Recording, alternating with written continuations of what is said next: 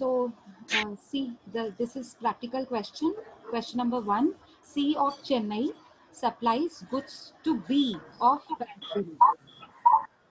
Look at this question very carefully. C of Chennai supplies goods to B of Bangalore. Okay.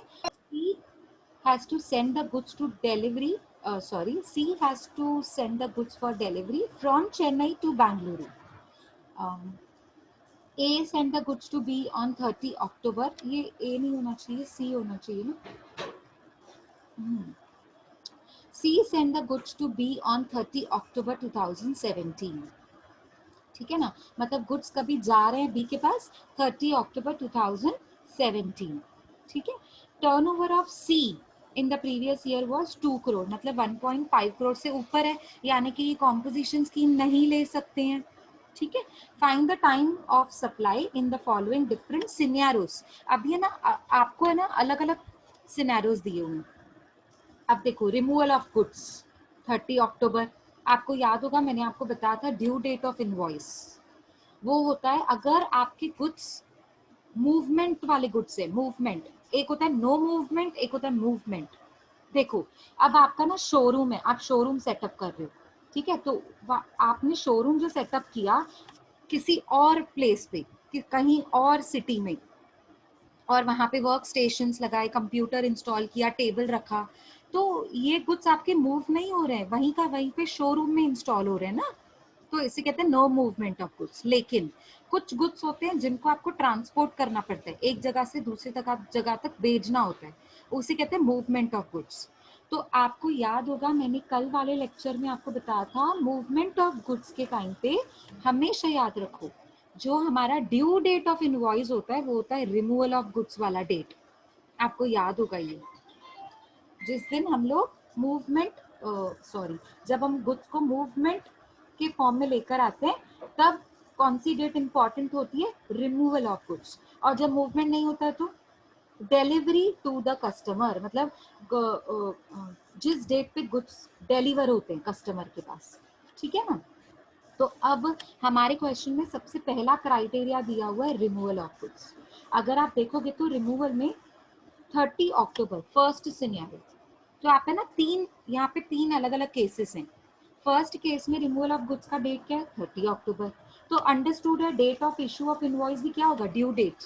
Last due date क्या होगी, 30 अक्टूबर. ठीक है. अच्छा, date of invoice उन्होंने खुद दी हुई है, ये सब खुद दिया हुआ रहता है, you don't have to find anything.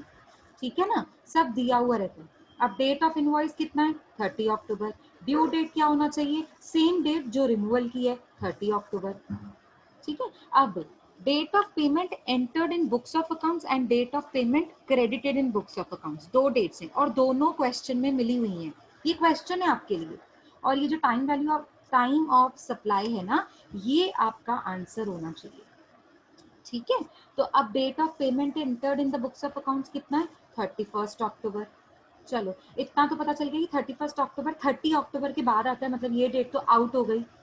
Anyways वो तो हम अभी आउट नहीं हुई. पहले हमको ये दोनों डेट्स में से जो अर्ली वाला है वो सिलेक्ट करना है. Date on which payment entered in the books of accounts 31 October. Date on which payment is credited in the bank account 1 November. अब 31 अक्टूबर 1 नवंबर दोनों में से अर्ली कौन सा है, 31 अक्टूबर. अगर आपका ध्यान है तो तीन डेट्स मेरे हाथ में है.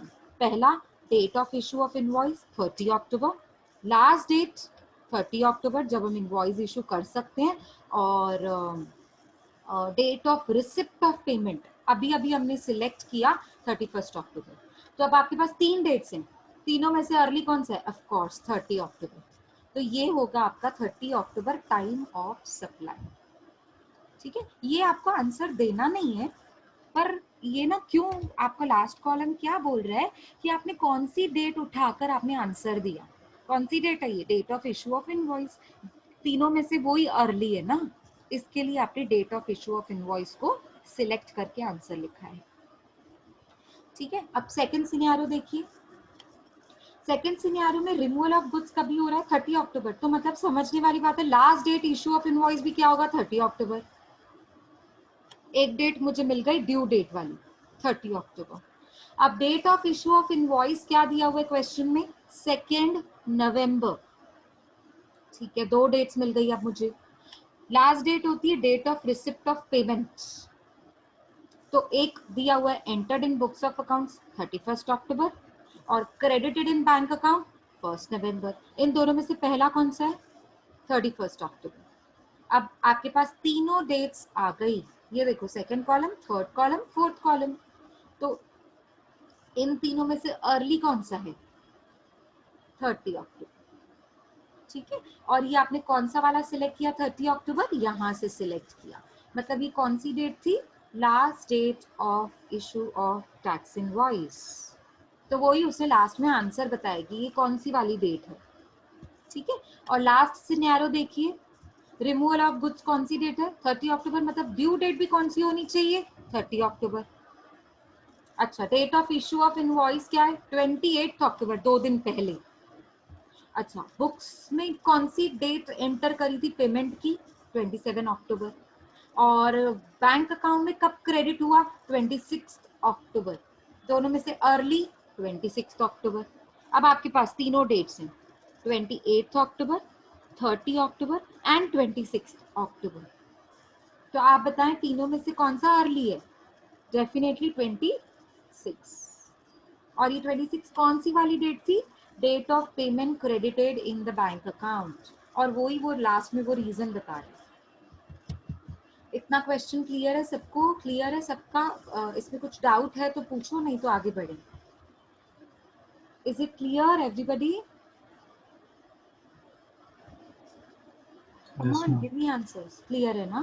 ठीक है, चलो आगे देखो, सब कुछ दिया जाएगा, you don't have to search anything. अब देखो, mister Ram sold goods to mister Ravi. अब राम कौन है, supplier, Ravi is the recipient. Ram ने गुड्स सोल्ड किए रवि को worth ₹5 lakhs। The invoice was issued on 15 November. ध्यान से सुनेंगे, हाँ। इनवॉइस इशू करने की डेट देखो, मैंने पहले ही बोला सब कुछ मिला हुआ रहता है। So 15 November is the first date, date of issue of invoice. Answer ऐसे लिखते हैं, देखो। The payment was received on 30 November. Payment वाली डेट भी मिल गई। ये कौन सी पेमेंट वाली डेट है, entered in books of accounts नहीं बोलता है ना जब तक, तब तक आपको ये ट्रीट करना है कि ये पेमेंट वाली date credited in bank account वाला डेट है। ठीक है, तो date of receipt of payment कब है, 30 नवंबर, सॉरी ये वाला। मतलब एक और डेट आपको मिल गई, ऑलरेडी दी हुई है। The goods were supplied on 20 November. Supplied मतलब रिमूवल, रिमूवल ऑफ गुड्स कभी, मतलब सॉरी उल्टा बोल दिया, रिमूवल नहीं, आपने गुड्स सप्लाई किए 20 नवंबर को। मतलब कस्टमर को 20 नवंबर को ये गुड्स मिले ना, डिलीवरी, याद है वो डिलीवरी वाला सिस्टम। तो जब डिलीवरी होती है कस्टमर को, वो आपके लिए लास्ट डेट होता है इनवॉइस इशू करने का। So last date to issue the invoice will be 20 November. तीनों डेट्स मिली हुई है, सिर्फ आपको समझना है, दैट्स इट।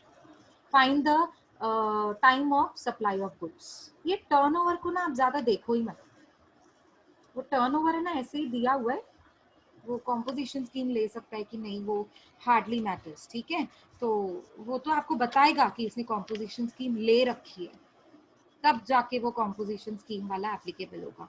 और एनीवेज जब वो कॉम्पोजिशन स्कीम ले रहा है ना, तो भी सेम होता है, date of issue of invoice and date of receipt of payment, whichever is earlier. ठीक है, जब नहीं लेता है तो आपको दूसरा वाला ऑप्शन लगाना है, जो मैंने आपको चार्ट में सिखाया था। चार्ट में रेफर करना, आपको याद आ जाएगा। अब तीनों में से कौन सी अर्ली डेट्स है, 15 नवंबर, 20 नवंबर, 30 नवंबर। तीनों में से कौन सा अर्ली है, 15 नवंबर। And this is the date which is time of supply.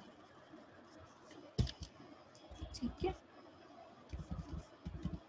अभी देखो ये क्वेश्चन, वैसे तो अभी ऐसे वाले क्वेश्चंस अभी मैं आपसे 10 मार्क्स का, जो 20 मार्क्स का इंटरनल्स होगा उसमें पूछ सकती हूँ, लेकिन अभी जो ऑनलाइन एग्जाम होगा उसमें तो एमसीक्यू के फॉर्म्स में आएगा, तो उसमें ऐसे टाइप का क्वेश्चन आ सकता है। ये देखो ऐसा, इतना इतना क्वेश्चन पूछे जा सकते हैं।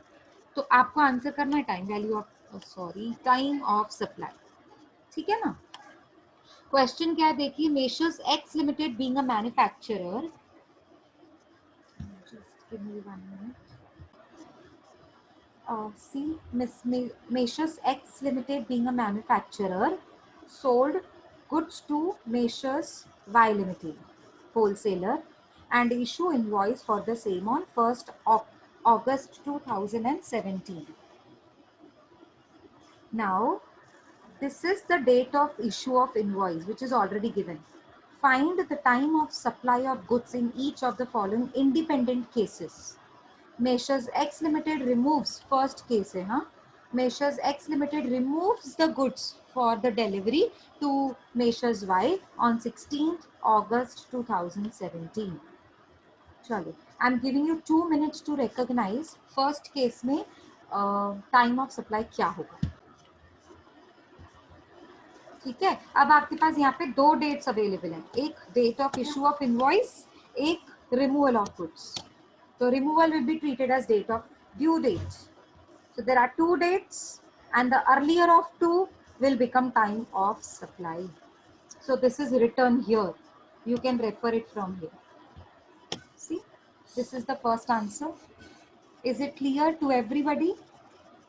Only two dates are given. So you have to write two dates. Date of payment in the first case is not given. So when it is not given, it's okay. You don't have to consider. Is it easy for you now? आया समझ में?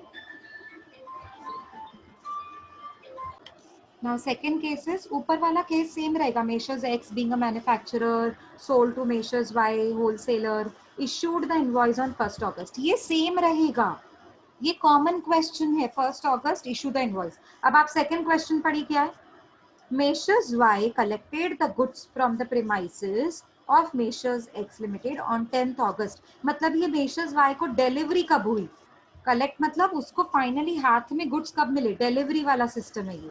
तो due date मेरी क्या होगी, 10th August. ये मेरी due date है, due date of issue of invoice 10th August.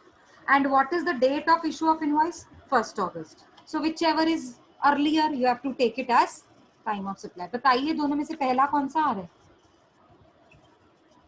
Yes exactly first, yes exactly 1st अगस्त. तो आप सेकंड का आंसर भी देखेंगे ना अगर, तो यहाँ पर देखेंगे अगर, तो ये आपको दिखेगा 1st अगस्त है. ठीक है, अब समझ में आ रहा है कितना इजी है. देखो आप थर्ड को देखो, थर्ड को. अब आप मुझे थर्ड का आंसर बताइए. I will keep on hold. So two dates are available. Third case को अगर हम पढ़ रहे हैं तो पहला डेट है date of issue of invoice 1st August, और सेकेंड डेट है date of full payment. That means date of payment credited in the bank account is 26th July. तो दो डेट्स हैं, 1st August 26 July. So the earlier one is 26th July. Correct answer है आपका. ये देखिए कितना simple है. आप देखिए ये जो आपने आंसर दिया बस उसको यहाँ पे ये स्टेटमेंट के फॉर्म में लिखा हुआ है और नीचे बताया है कि ये 26 जुलाई कैसे सिलेक्ट किया आपने. कैसे सिलेक्ट किया, अर्लियर ऑफ द फॉलोइंग. दो डेट्स में से जो अर्ली होगा उसको आप सिलेक्ट करेंगे. अब आप फोर्थ पढ़ेंगे और मुझे फोर्थ का आंसर बताएंगे. रीड आउट द फोर्थ वाला case. Date of issue of invoice क्या है, 1st अगस्त. ये कॉमन है. अब नीचे क्या बोलता है, फोर्थ केस में Measures Y credited the payment in bank account of Measures X on 28th जुलाई. ध्यान से सुनो हाँ, फॉर 3/4 ऑफ द गुड्स. मतलब इंस्टॉलमेंट जो पे कर रहा है ना वो 3/4 ऑफ द गुड्स के लिए वो पेमेंट क्रेडिट कर रहा है 28th जुलाई को. ठीक है ना. Measures X Limited recorded the same as the receipt. ध्यान से देखो ये क्वेश्चन आ सकता है MCQs में. Measures X Limited recorded the same as the receipt in his books of accounts on 3rd August. अब दो पेमेंट की डेट्स हैं, एक बुक्स ऑफ अकाउंट्स वाली 3rd अगस्त और एक बैंक अकाउंट में क्रेडिट किया 28th जुलाई. तो दोनों में से अर्ली कौन सा है, 28th जुलाई. मतलब अब 3rd अगस्त तो टाटा बाय बाय, उसको देखना ही नहीं है मैंने. ठीक है, इतना तो समझ गया. 3rd अगस्त को तो मैंने देखना ही नहीं है. क्यों नहीं देखना है, क्योंकि 28th अगस्त मैंने, सॉरी 28th जुलाई मैंने सिलेक्ट कर दिया दोनों में से एक. ठीक है। The goods were dispatched on 5th August 2017 from the warehouse. ये जो डिस्पैच्ड वर्ड लिखा हुआ है ना, ये इसका मतलब है रिमूवल। वेयर हाउस में से ये गुड्स को डिस्पैच कभी किया गया, निकाला कभी गया, 5th August, मतलब ये ड्यू डेट ऑफ इनवॉइस हो गया। अच्छा, अगर ये ड्यू डेट है 5th August और अगर डेट ऑफ इनवॉइस है 1st August और डेट ऑफ पेमेंट है 28 जुलाई, तो तीनों में से अर्ली कौन सा हो गया? 1st 28th. August, very good. 1st August, 5th August and 28th जुलाई, तीनों में से अर्ली है 28th जुलाई। लेकिन ध्यान से सुनो, ये जो 28th जुलाई है ना, ये 3/4 ऑफ द गुड्स का डेट होगा। यहाँ पे देखो कितना अच्छे से एक्सप्लेन किया हुआ है। The time of supply for 3/4 of the goods will be 28th July. क्यों? क्योंकि 3 डेट्स हैं, date of issue of invoice 1st August, date of payment 28 July and date of receipt of his books is 3rd August। ठीक है, 3 dates में से हमने एक select किया, लेकिन 1/4 के लिए कौन सा डेट होगा? 1/4 के लिए 1st August। कैसे? ये देखो मैं आपको बताती हूँ। अभी तक 1/4 की पेमेंट ही नहीं की है ना, अभी तक 1/4 की पेमेंट नहीं की है, तो आपके पास सिर्फ 2 डेट्स हैं। कौन सी? एक तो date of issue of invoice 1st August और डिस्पैच कभी हुआ था 5th August। मतलब ड्यू डेट कभी है? 5th August और डेट ऑफ इनवॉइस कभी है? 1st August। दोनों में से अर्ली कौन सा है? 1st August। तो मैं किसकी बात कर रही हूँ? 1/4 ऑफ द गुड्स की, जिसकी अभी तक पेमेंट नहीं मिली है मेशर्स एक्स लिमिटेड को। तो क्वेश्चन कैसे पूछा जा सकता है इसका? सपोज मैंने ये कॉमन क्वेश्चन डाल दिया और फिर ये 4th वाला केस कॉमन क्वेश्चन के साथ ऐड कर लिया। अब मैं ऐसे भी पूछ सकती हूँ, determine the time of supply for 1/4 of the goods. तो आपका आंसर क्या हो जाएगा? 1st August। जबकि ये सारा भी दिया हुआ है, हाँ, ये सब कुछ दिया हुआ रहेगा आपको कंफ्यूज करने के लिए। सो प्लीज आप क्वेश्चन पे ध्यान देना कि पूछा क्या है, 3/4 का आंसर पूछा है कि 1/4 का आंसर पूछा है। ठीक है, इतना समझ में आया सबको? किसी को डाउट है ये 4th पार्ट में तो प्लीज क्लियर करिए। इस 4th पार्ट में अगर किसी को डाउट है तो I am ready to explain it once again. Do you have any? कि आगे बढ़े? चलो कम ऑन, जल्दी आंसर दो, आगे बढ़े। यस, नो, कुछ तो बोलो। Yes ma'am. Okay, Yes, ma'am. Yes, ma'am. Okay. चलो देखो, नेक्स्ट हमारी हेडिंग है continuous supply of goods. Time of supply हम इसका कैलकुलेट कर रहे हैं।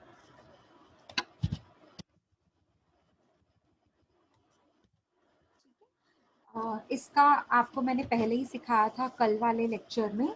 इसके 2 डेट्स होती हैं, time when each statement is issued or time when each payment is received. या तो आपने कब कब स्टेटमेंट इशू किया इसका, या तो कब कब पेमेंट रिसीव करी है इसकी। 2 ही डेट्स होती हैं इसमें, उसमें से दोनों में से जो अर्ली होगा उसको ले लेंगे हम। Mesa's Indian Oil Corporation entered into a contract with Mr. B to supply oil throughout the year. To supply oil throughout the year, मतलब ये continuous supply हो गया ना, throughout the year वो oil supply करते रहेंगे। Mesa's Indian Oil Corporation issues, ध्यान से सुनो, ये फर्स्ट ये वाला जो है ना, ये इसके बारे में लिख रहे हैं। Issues monthly statement for the oil supplied to Mr. B, determine the time of supply of goods in the following independent cases। बोले ना जब भी, तो हमको फर्स्ट केस देखना है तो सेकंड नहीं देखना, जब हम सेकंड देखेंगे तो फर्स्ट नहीं देखेंगे। ठीक है ना, तो ये चीज आपको ध्यान में रखनी है। Okay, first case, mister be made payment for monthly for the month of July, 31st जुलाई।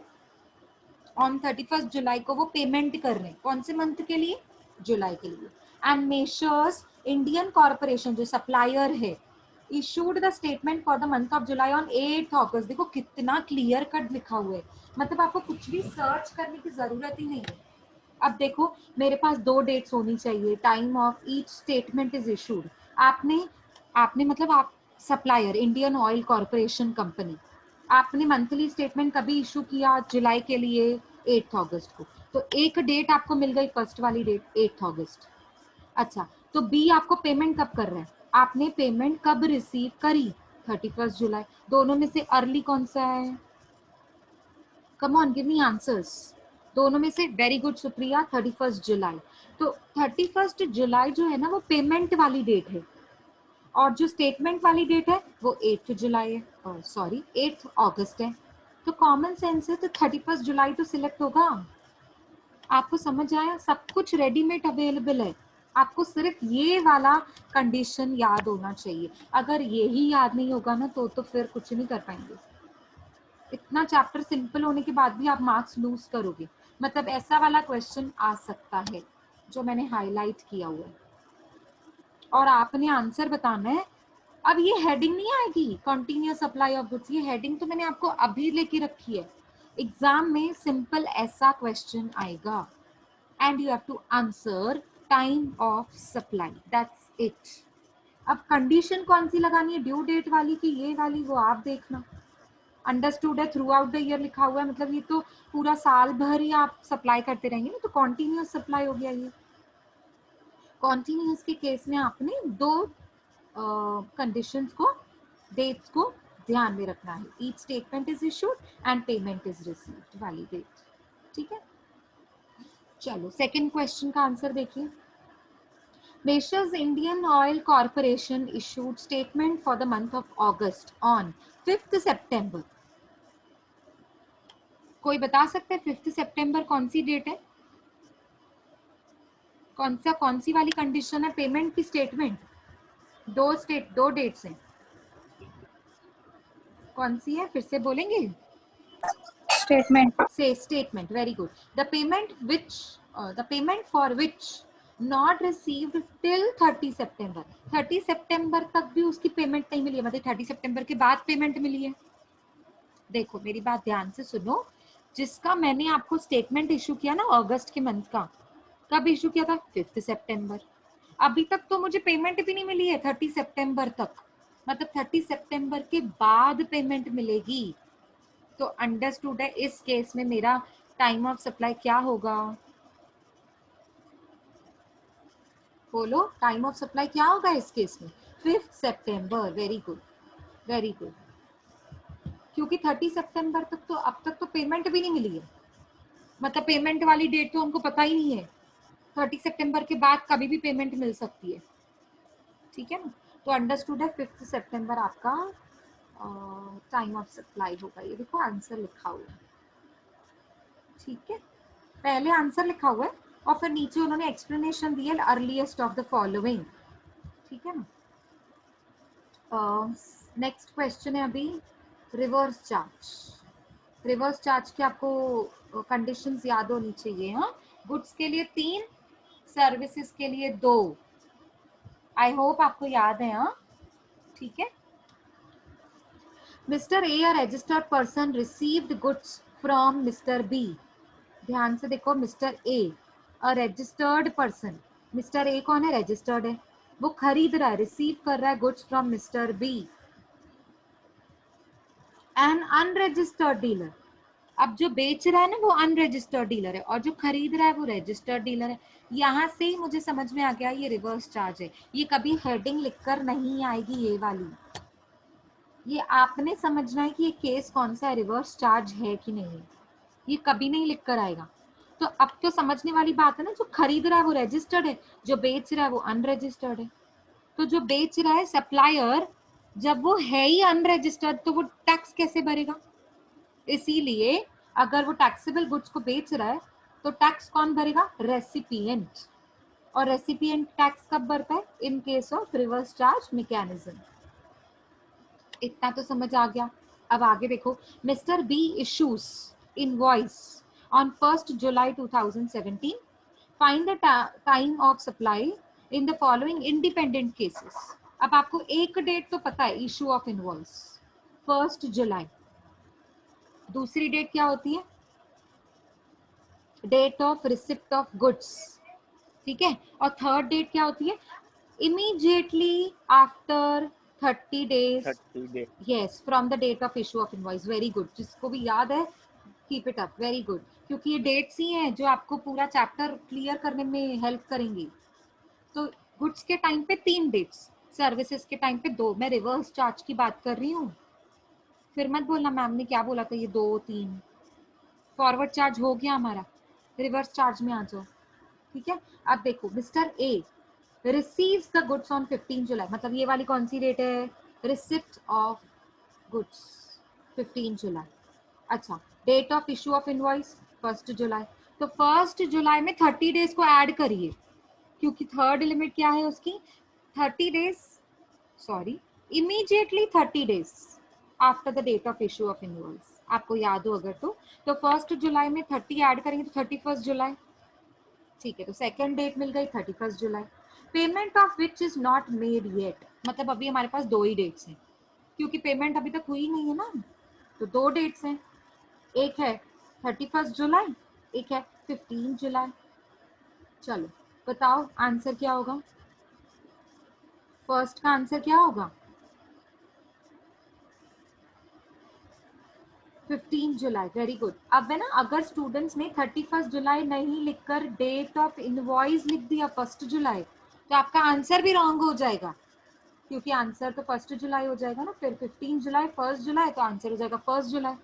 पर हमको 1 जुलाई नहीं लेना है, ये फॉरवर्ड चार्ज नहीं है, रिवर्स चार्ज है. रिवर्स चार्ज में डेट ऑफ इनवॉइस नहीं लेते हैं, डेट ऑफ इनवॉइस में 30 डेज को ऐड करके लेते हैं. तो आपका डेट ऑफ इनवॉइस क्या है, 1 जुलाई. 30 डेज ऐड किया तो 31 जुलाई, और दूसरा डेट है 15 जुलाई. दोनों में से पहले कौन सा, 15 जुलाई. So your final answer is 15 July. ये देखिए हाईलाइट किया है मैंने. ठीक है, और सर्विसेज के टाइम पे क्या होता है, क्या होता है, 60 डेज होता है. वैसे तो 60 यहाँ days. पे, हाँ वैसे तो यहाँ पे लिखा हुआ है क्वेश्चन में गुड्स है ये, इसके लिए हम सारा क्वेश्चन गुड्स को ध्यान में रख के करेंगे.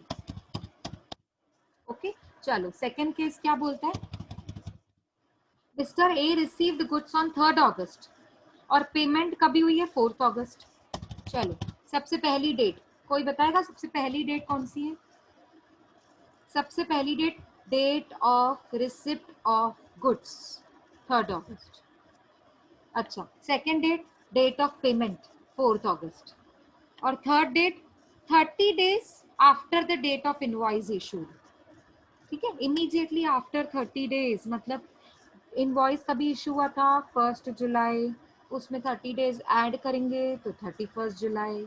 अब आपके पास 3 डेट्स हैं, 3 अगस्त, 4 अगस्त, 31 जुलाई.